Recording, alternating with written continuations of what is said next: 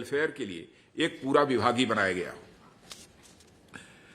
जबकि हमारे वेटरन्स बंधुओं के वेलफेयर के लिए रक्षा मंत्रालय में बाकायदा एक डेडिकेटेड डिपार्टमेंट है। यह इस बात का प्रमाण है कि हमारे वेटरन्स के प्रति राष्ट्र की जिम्मेदारी क्या है और राष्ट्र की प्रायोरिटी क्या है, उनके प्रति हमारी चिंता क्या है और वेटरन्स हमारे लिए क्या मायने रखते हैं। और यह देश हमारे सैनिकों और वेटरन्स के प्रति बड़ी कृतज्ञता और सम्मान का भाव भी रखता है। हम सबके लिए यह खुशी की बात है कि हमारे सैनिकों के कल्याण के लिए केंद्र और राज्य सरकारों ने हमेशा मिलकर काम किया है और यह विषय उन विषयों में से एक है जिसमें दोनों सरकारें बढ़ चढ़कर अपना योगदान देती रही हैं। कभी भी हमें यह सुनने को नहीं मिला है जब राज्य सरकारें यह कहें कि यह सब्जेक्ट तो सेंट्रल गवर्नमेंट का है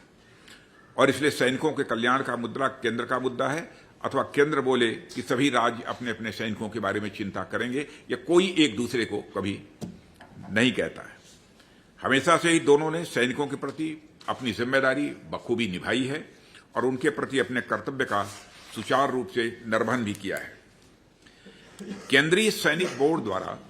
किए जा रहे वेलफेयर वर्क्स कोऑपरेटिव फेडरलिज्म का एक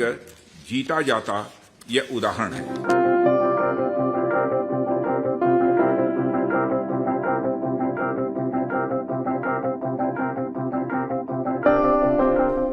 साथियों, मैं राजनीतिक पार्टियों के बारे में कहना चाहूंगा। सभी राजनीतिक पार्टियां अपनी विचारधारा से ऊपर उठकर हमारी सेनाओं के कल्याण, उनकी सुख सुविधाओं और उनके गरिमामय जीवन जीने के प्रयासों का बराबर समर्थन करती रही हैं। मैं यह नहीं कहता कि सारी राजनीतिक पार्टियां इसमें बहुत महत्वपूर्ण भूमिका का निर्वाह करती हैं,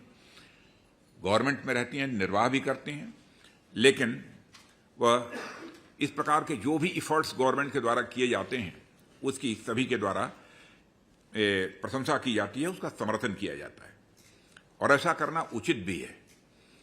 क्योंकि जब हमारी सेनाएं सीमा पर खड़ी होकर सुरक्षा का कार्य करती हैं तो उस समय वह किसी एक खास राज्य या किसी खास पार्टी या देश के किसी खास समुदाय की सुरक्षा नहीं कर रही होती हैं। और ऐसे में जब हमारे सैनिक सर्विसेज से एग्जिट होकर सोसाइटी में वह वापस आते हैं तो उनका गरिमामय जीवन इंश्योर करना निश्चित रूप से हम सबकी एक ज्वाइंट रिस्पांसिबिलिटी बनती है।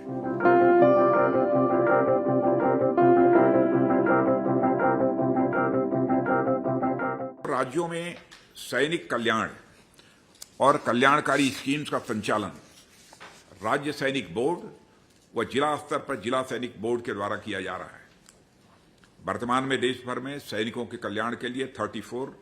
राज्य सैनिक बोर्ड कार्यालय व 409 जिला सैनिक बोर्ड कार्यालय इस समय कार्यरत हैं। और मुझे यह बताते हुए खुशी हो रही है कि हमारे सामूहिक और निरंतर प्रयासों से केंद्रीय सैनिक बोर्ड की सभी कल्याणकारी स्कीम्स के अंतर्गत पिछले 3 फाइनेंशियल ईयर में 3.16 लाख बेनिफिशरीज को लगभग 800 करोड़ रुपए की वित्तीय सहायता दी गई है और गत वित्तीय सहायता वर्ष में 1 लाख लाभार्थियों को लगभग 242 करोड़ रुपए ये वितरित भी किए गए हैं। इसके अतिरिक्त पैराप्लेजिक रिहेबिलिटेशन सेंटर किरकी और मोहाली,